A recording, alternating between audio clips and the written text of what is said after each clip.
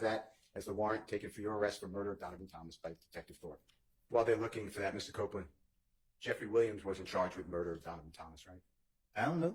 Not to my knowledge. I understand it might be my fault. I'm telling y'all, I made it up. I lied. Damn, man. This is crazy. You know what I mean? Like, I don't, at this point, like, man, I'm tired of keep reliving this stuff. I'm tired of it.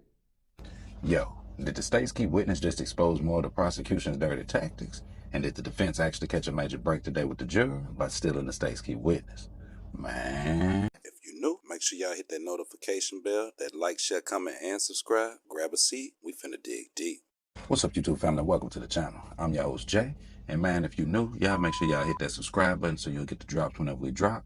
Hit that notification bell, scroll down to all so you don't miss the drop when we drop. And definitely hit that like button. Y'all ready? Let's dig. Now, today, started off with the YSL defense on the move. And let's just say, it seems like Brian Steele actually left the oven on from yesterday, maybe even overnight, from when the judge actually pulled the plug on the trial with the cross-examination. But Steele actually wasted no time, jumped straight back out to actually prove the defense's point. But would the state's key witness actually make the state's plan backfire? Or would the defense actually prove and crack the state's case, proving that their narrative was all just assumed and alleged? Y'all know the vibes. Grab a seat. We finna dig deep. And if you hear this, Mr. Copeland, if I'm, just make sure that after you listen to it, I'm correct. You said, I'm like, don't worry about it, N. But anyway, long story short, the detective was calling my phone. You know what I mean? And he was right there. The detective said, Thug was right there? You said, yeah. You said, so I answered the phone, and he looking at me like this. But I don't know what's going on. Detective says, why is he looking at you like that? You said, because he see me answering the phone for them. Detective said, but at what point does Thug have anything to say, nuts murder, to be looking at you in any kind of way, like, don't worry about that, like this and that. And you said, I'm fixing to give it to you. Detective said, please, we've been waiting for months. You said, no, I ain't. Guess what? I heard he was trying to kill me, but I ain't. This is what happened. I answered the phone. Hello? Yeah, this. I knew it was a detective calling. Detective said, the one that's handling the murder case? You said, no, different detective. Detective said, okay. You said, I thought one of them was you. My sister said that. She described, you know what I mean? But she was just like a man. Detective said, right. So you said, so I just thought she was talking about you. Detective said, okay. You said, so she was like, detectives called. All right. So I answered the phone and he's right there. So I was like, yeah, indiscernible. So I don't know what that means. I couldn't understand it. This and that, man, they just talking to me. And he was just looking at me, but I ain't think, because I ain't did nothing. So I'm like, SHI blank. I'd like you to just listen to this if you don't mind and tell me if this is what you're saying. And I'd like to ask you some questions. Don't worry about it, nigga. But anyway, long story short, the detective was calling my phone. And he was right there. Yeah. So I got the phone. And he was at me like this. But at what point does Thug have anything to say about nuts murder and be looking at it any kind of way like, don't worry about that. I'll get you straight. But she was like a man. I thought she was like two. So she was like, Just a couple of what I said, was that substantially right, according to what you just heard? That what it sound like? Did the police ever come to you, or the district attorney's office ever come to you and discuss with you whether or not anything about you around Jeffrey when police are calling and his impression of it or reaction to it? They ever do anything to verify that, to your knowledge? No. It's made up, right? But they said that in your own mouth. You heard them in the investigation. You ain't giving us nothing. You bushing us. I mean, like, they knew what I was doing. My stomach is bad, Judge. It's like I got cramps.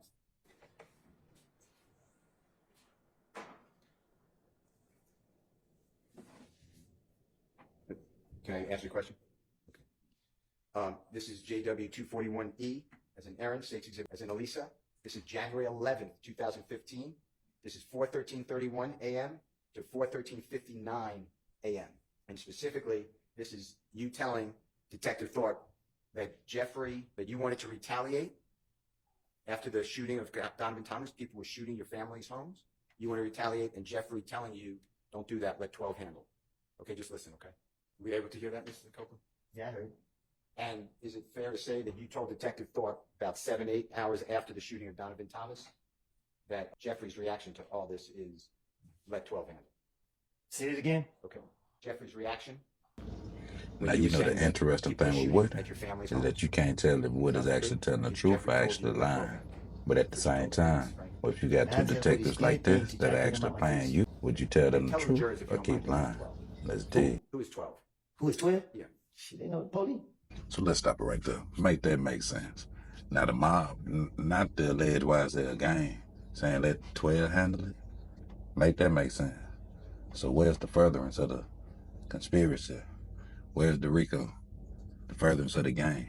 The state introduced evidence in phone calls, recorded phone calls from a wiretap, showing that these boys are getting busted. So they had no firepower. They all sharing firearms. They not hustling. They can't go outside. Then you turn around and let us break this part down. And the alleged leader of the YSL label, gang, whatever the state refers to them as, said let 12 handle it. Why not push the button and spin the block? I'm thug. I got all the money and we beef and I got people falling. There's folks around me that's getting hit. Why not push the button? Let 12 handle it. Hey boy, Brian Steele is cooking. Y'all smell it? Smell like wood fire. Let's dig. We able to hear that, sir? I think we all heard it. Okay, similar to what I said? Similar to what I said? I guess. Okay. Mr. Copeland, you referred to Detective Thorpe as a squirrel brain. Do you remember that earlier in the testimony? Remember saying something like that? Yeah. And by approximately 3 o'clock in the morning on Sunday, January 11, 2015, so within 8 hours approximately of Mr. Donovan Thomas being shot, Detective Thorpe is asking you specific pointed questions about you in a rental gray Infiniti sedan. Do you realize that? You said, do I realize it? Yeah, What you mean? that's what he was doing. You understand that he was asking you about a rental Infiniti within 8 hours of the shooting of Donovan Thomas. Right. And you denied any dealing with an Infiniti vehicle rental, right? Right. And that's not true, right? What you mean? You were dealing with a rental Infiniti vehicle. I was? Yeah, weren't you? I don't recall. The car that you were driving that Jeffrey Williams rented for you was, do you know that type of car that was? Or you testified to? What about him renting the car for him? Sustained. Okay.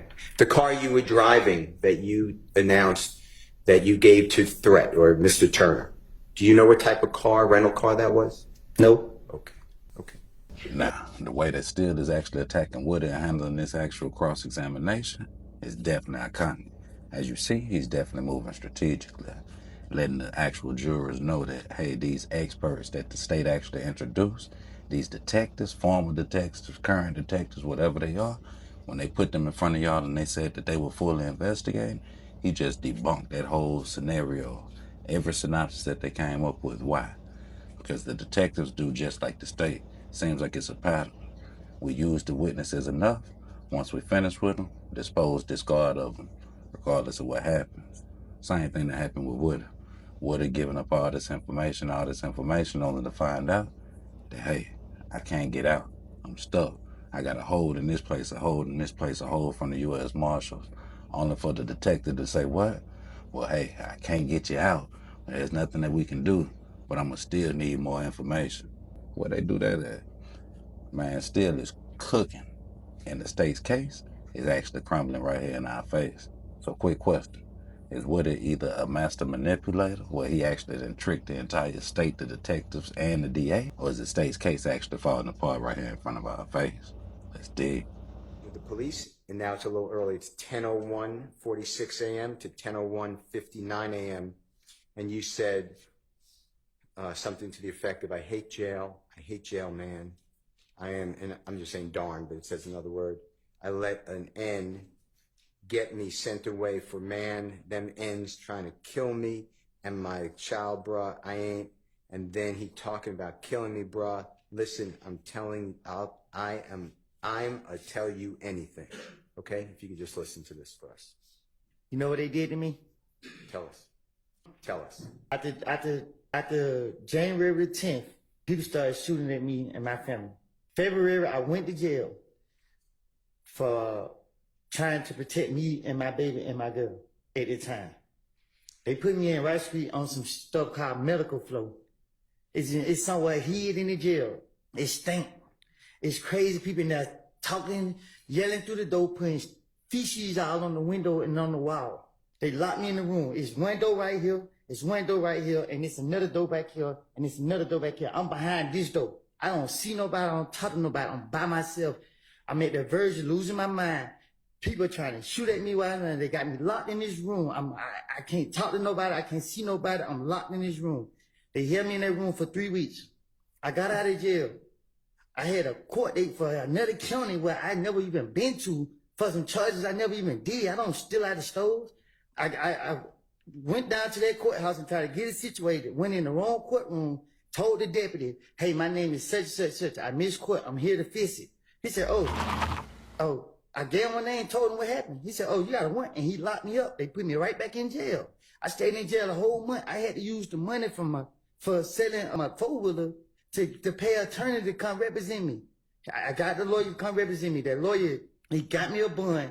A friend of mine gave my baby mama the money to pay my bond. She paid my bond. I got out of jail. The very next day, Atlanta police came into the gym with a whole lot of them. They got me, said that this my bag, this my gun. They took me from my neighborhood to Turnerfield. They questioned me. I told them it wasn't my gun. They let me go. They came back and get me June 10th. They questioned me. I was at the verge of losing my mind because every time I come outside, they keep locking me up. They got me. They did it. They held me in the interrogation room for a whole day, probably. I don't know. They put me right back in Rice Street, put me right back behind all these doors. They constantly kept doing it to me. You know what I mean? Like, I don't, at this point, like, man, I'm tired of keep reliving this stuff. I'm tired of it. I'm tired of it, man. I'm sitting right here. I got cramps, man. I got knots in my stomach, man. I haven't ate none. I tried to eat yesterday.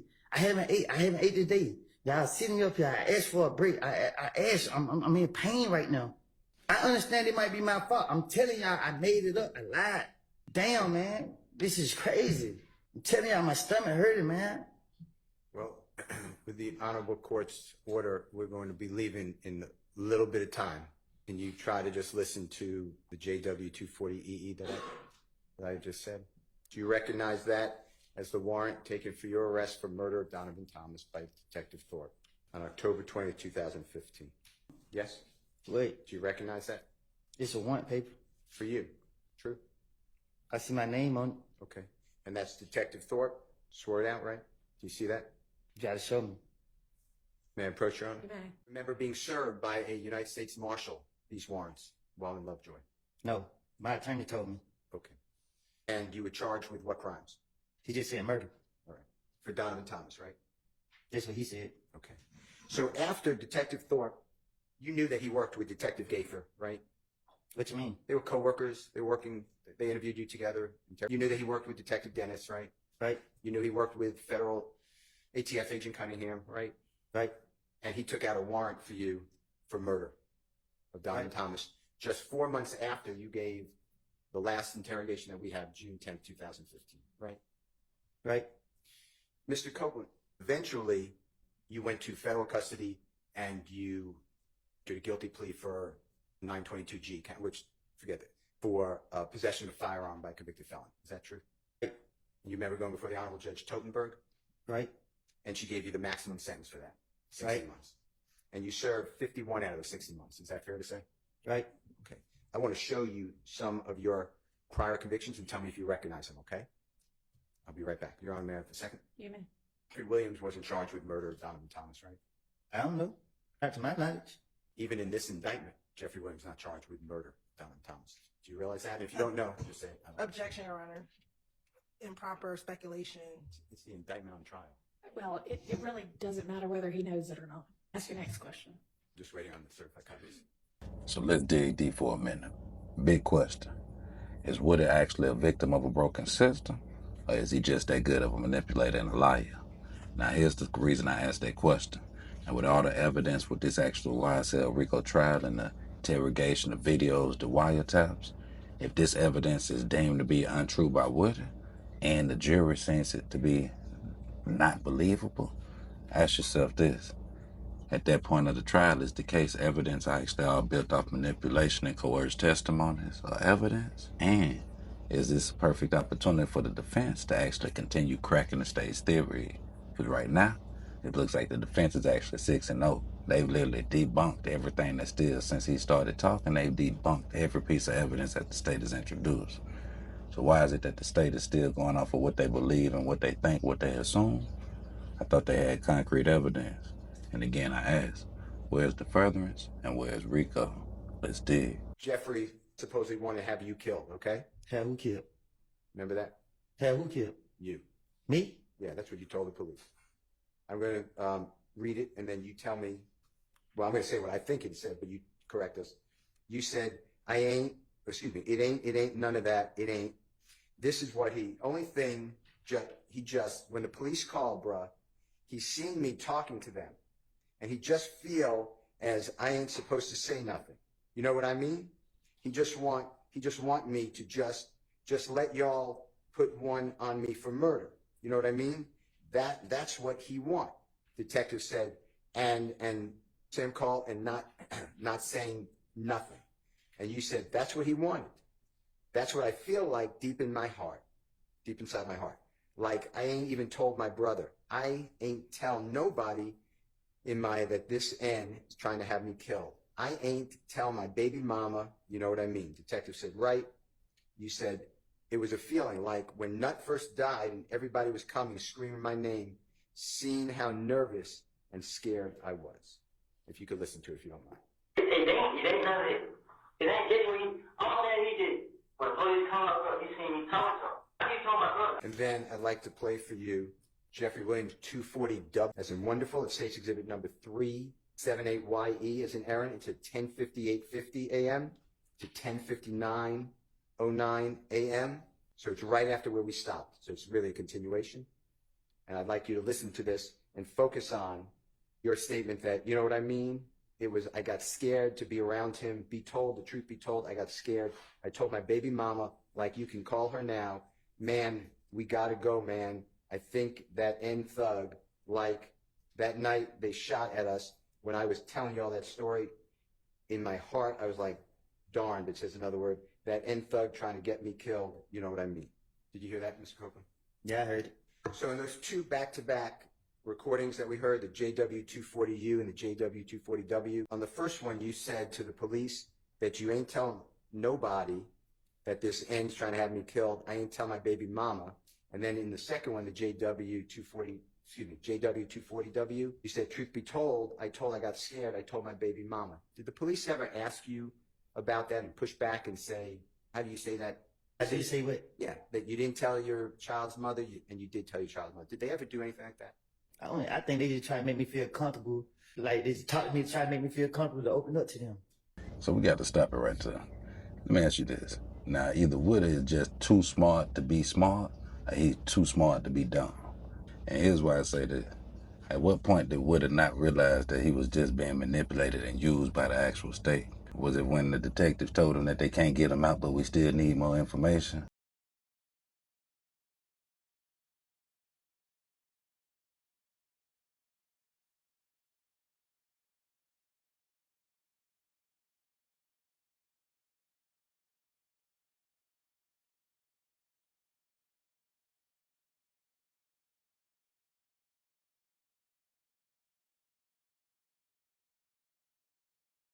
So that's what I was thinking. I don't know. I'm not telling people anything. I ain't care about getting caught up in the lie. I was trying to be as convincing as possible. I like that. I think they just try to make me feel comfortable. Like they just talk to me to try to make me feel comfortable to open up to them. So that's what I was thinking. I don't know. I'm not telling people anything. I ain't care about getting caught up in the lie. Now, the state has definitely got to be looking crazy. Now, to sit up and have your own stalky witness after all the hype, the build-up, the interrogation, investigation, exposing the witness, impeaching the witness, to have them come up on the stand and actually partner with the defense is crazy. Now, as you clearly see, what is actually a demeanor with the whole defense is definitely way different than it is with the state. So ask yourself, again, is Woody just a manipulator, or is he actually telling the truth? Now, as you see, the defense is wasting no time actually debunking every piece of the theory that the state has come up with, especially the theory that YSL was responsible for the demise of Big Nut. But ask yourself this, has the state proven anything except for these guys were peddly hustlers at one point in time and they all possibly smoked or participated in a yerky or two here or there? Maybe a potential play to try to hustle on the side of the street? When you live in those environments, that's just part of the hustle when you're actually stuck in the system. So ask yourself, did the system actually take advantage of these actual defendants? and did Woody actually become a victim of the system instead of the state's key witness? Man, this case is definitely getting crazy. And as we wrap up, remember that this trial is more than just a headline. This should actually be a turning point in the judicial system. Justice. Where's the justice? Where's the RICO? Where's the furtherance? At the moment of truth, and at this time, whatever it is, has to rise to the surface. But the question still hangs in the air. Is the state's king witness actually the kingpin or the culprit of this case? Will he actually be the one who breaks the same case that he possibly helped the state build? Man, y'all jump in the comments and let me know y'all's thoughts. Who do you think the master of deception is? The Woody, the state, or the defense? Until next time, y'all remember, drop y'all comments below. Let me know y'all's thoughts. If YSL still come out and cook today, is the heat still turned up? And was his approach actually something that worked for the defense's favor? Man, until next time, remember, the life you save might be your very own. Till next time, it's your boy Jay. Go.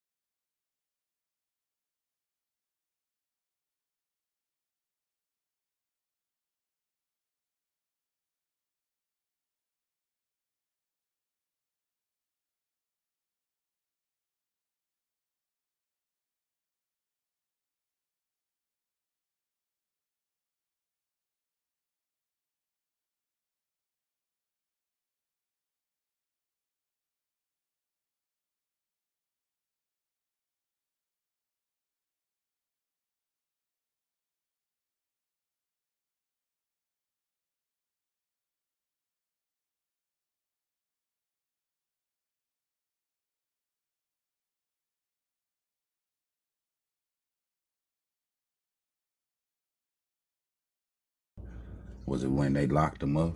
Was it when the detective Gaither said she was coming and didn't come? Was it when she promised that they was going to transport him and didn't transport him? Was it when they let him out and came back and picked him? Like, at what point did you not realize, like, hey, these people ain't for me? Now, whether he was lying and giving them this information, keep spinning them, cool. Whether he was telling the truth to keep spinning, cool. But either way it do, at the end of this whole situation, only one person got played the fool. Let that sink in.